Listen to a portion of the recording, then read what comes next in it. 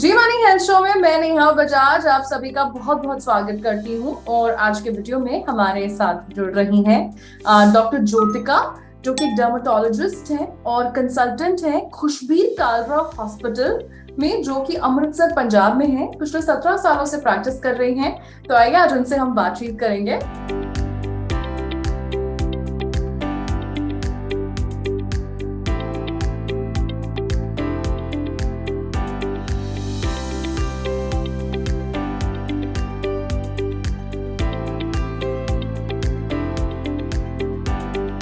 Doctor Jyotika, Zee money health show में आपका बहुत बहुत स्वागत है। Thank you Neha. So doctor Jyotika, आज हम आपसे बात करने वाले हैं एक ऐसी स्किन प्रॉब्लम के बारे में जो कि अक्सर कहने में तो बड़ी छोटी सी है, बट कहीं ना कहीं चलना फिरना मुश्किल कर देती है और बहुत ज्यादा प्रॉब्लमेटिक बन जाती है। मैं बात कर रही हूँ कॉर्न की, जो अक्सर पाँव में होता है। मेरी मम्मी को भी हुआ था एक टाइम पे। तो सबसे पहले हमारे सभी दर्शकों को आप थोड़ा सा बताइए, ये कॉर्न क्या होता है, किस वजह से होता है? कॉर्न किसी एज पे भी हो सकता है।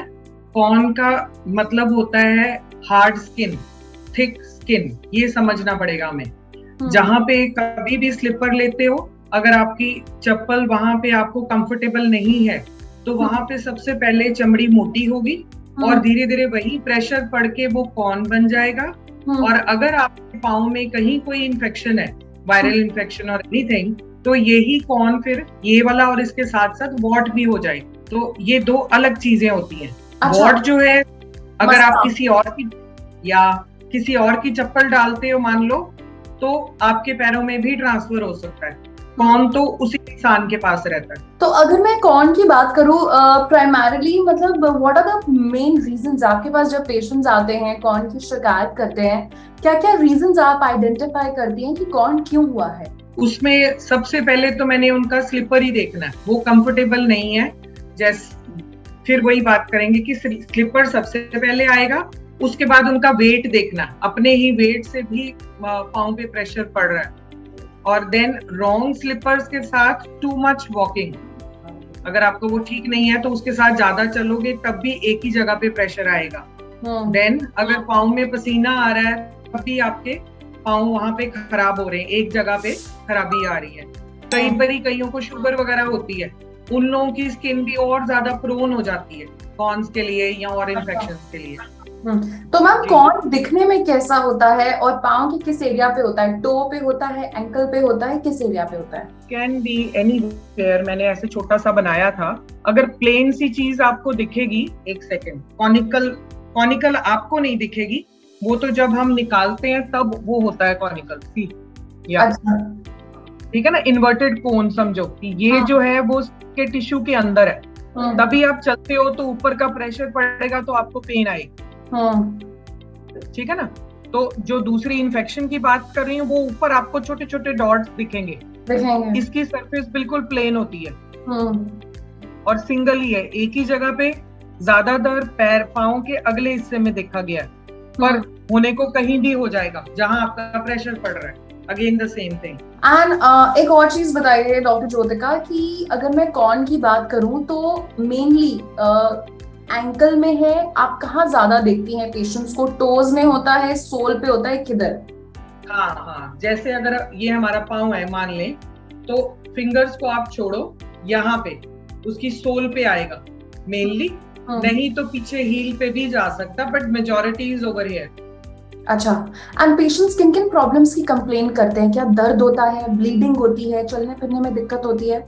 उनको अगर तो सबसे पहले तो उनको पेन ही हो रही होती है, चलना मुश्किल होता है, फिर भी वो थोड़ा बहुत घर के कुछ ना कुछ करते रहते हैं। कोई कहता है तेल लगा लो, कुछ कर लो, वैसे करते हैं अपनी तरफ से।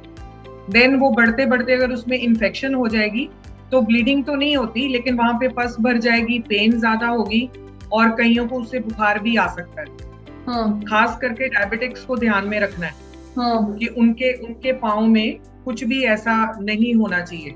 तो मैम, कॉर्न का ट्रीटमेंट आप कैसे करती हैं? How long does it take for a corn to develop होने में कुछ हफ्ते ही लगते हैं। इसको बहुत इतना जल्दी दिनों में तो नहीं बढ़ता, लेकिन कुछ हफ्ते लगते हैं। आपको समझ आनी शुरू हो जाती है कि आपके पाँव में कहीं स्किन हार्ड हो रही है, थिक हो रही है चमड़ी। तो उसको सबसे पहले, जैसे हम पेडिक्योर कहते हैं, मैं ये नहीं कह रही कि पेडिक्योर कराओ, लेकिन जैसे हम हाथ धोते हैं, फेस धोते हैं, ऐसे पाँव का ध्यान भी रखो कि वो डेली जो प्यूमिस स्टोन के साथ उसको क्लीन करना, जहां भी स्किन हार्ड है, अगर वो हार्डनेस, उसके बाद ऊपर मॉइस्चराइजर लगा लो, सिंपल वैसलीन भी चलेगा, उस तरह का लगाओ। पर अगर वो हार्डनेस नहीं जा रही तो सबसे पहले अपना फुटवेयर चेंज करो। देखो उसको कि वहां पे उसने एक जगह बनाई होती है या फ्लैट फुटवेयर होता है।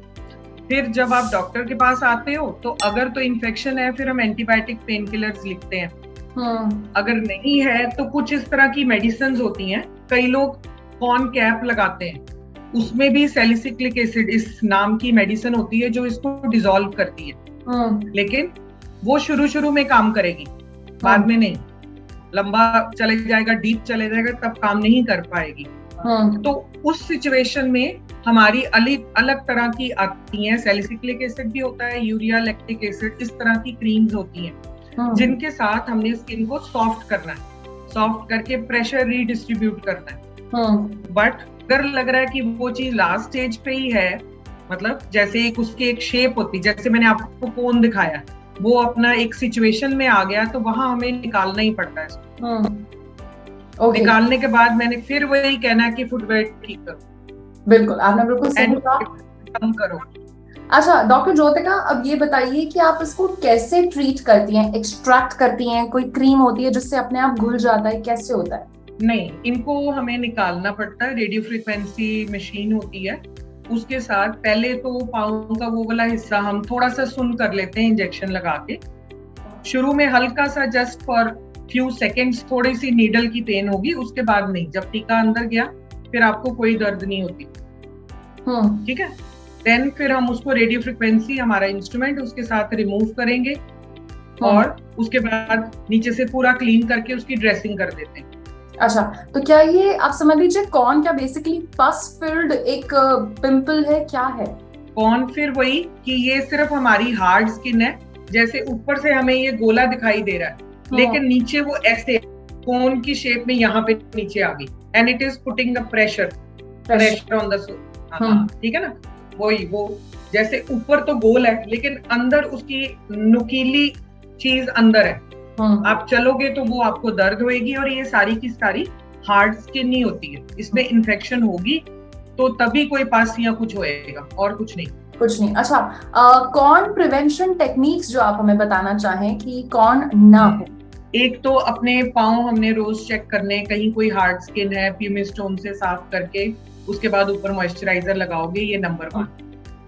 ठीक है, उसके बाद अपना फुटवेयर देखोगे कि उसमें भी आपको चलने फिरने में कोई तंगी तो नहीं। कई बार जब हम खरीदते हैं तो हमें दुकान में बताया जाता कि कोई नहीं, आप चलोगे तो पाँव की शेप ले लेंगे, ये ऐसे नहीं डालना। जो आपको डे 1 पे स्लीपर सूट हो गया, चलने में कंफर्टेबल है, वही स्लीपर ठीक है।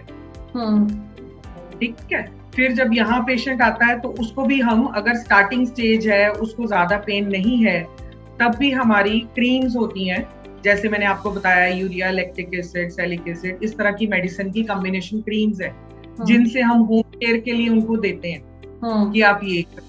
उसके अलावा उनको मैं बोलती होती हूँ कि आप गुनगुना पानी ले लो, उसमें थोड़ा सा नमक, थोड़ा सा तेल, ठीक है, एंड बेकिंग सोडा हल्का डाल के जस्ट 5 मिनट्स के लिए डिप करो, उससे आपकी स्किन थोड़ी सॉफ्ट हो जाएगी। एंड देन अगेन उसको फिर प्यूमिस स्टोन से या नेल फाइलर से वो एरिया क्लीन करो अपना।